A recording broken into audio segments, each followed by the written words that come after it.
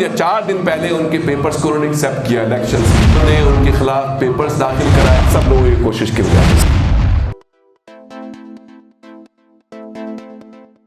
Video آگے دیکھنے سے پہلے چینل کو سبسکرائب کریں اور بیل آئیکن پر کلک کریں۔ Jamaat Islami parent section committee کے تحت کراچی اسکیم 33 میں کوآپریٹیو سوسائٹیز میں مظالم، خلاف ضابطہ کارروائیوں کی روک تھام اور الاٹیز کے حقوق کے تحفظ کے حوالے سے صدر پبلک ایڈ کمیٹی ضلع شرقی سید قطب احمد کی زیر صدارت ایک اہم اجلاس ضلع شرقی جماعت اسلامی کے دفتر میں ہوا۔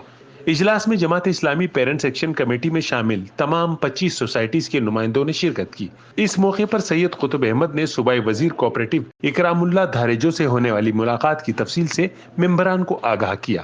پر ان کے خلاف جو ہے نا وہ FIRs کٹوائے اور ان لوگوں کے خلاف جو ہے نا تعدیبی کارروائی کی جائے۔ ہم نے یہ بھی ان سے رکھا بات کہ یہاں پہ جو جیسے کوئٹہ ٹاؤن کے حوالے سے ہم نے جنرل بات یہ کی تھی، جہاں پہ الیکشن ہو جاتے ہیں، لوگ جو ہے نا الیکٹ ہو جاتے ہیں تو ان کو چارج دیا جاتا، اور یہ جو ہے یہ ایک بہت بڑا ایسا مسئلہ ہے کہ جو کہ باقی سوسائٹی بھی اس کے اندر فیئر میں ہے کہ جہاں پہ اگر الیکشن آپ کروا بھی دیں گے تو ان کو چارج نہیں دیں گے، تو یہ بھی ایک مسئلہ تھا کہ جس کو ہم سمجھ رہے تھے کہ اس کو جو ہے نا سامنے رکھا جائے۔ دوسری ہم نے بات یہ کی تھی کہ جہاں پہ کورٹ کے آرڈرز آ چکے ہیں اس کے اندر وہاں پہ الیکشن نہیں کروا رہی جو ہے نا ڈپارٹمنٹ کے لوگ، تو جیسے مدراس سوسائٹی کا خاص طور پہ ہم نے ذکر کیا اور نام لے کے کہا، تو وہیں پہ انہوں نے وعدہ بھی کیا کہ ہم اس کو کورٹ کے اندر پرسو بھی کریں گے۔ ان کا کہنا تھا کہ سوسائٹیز کو درپیش مسائل کے حل کے لیے کوشاں ہیں اور تمام ٹیم سرگرم عمل ہے۔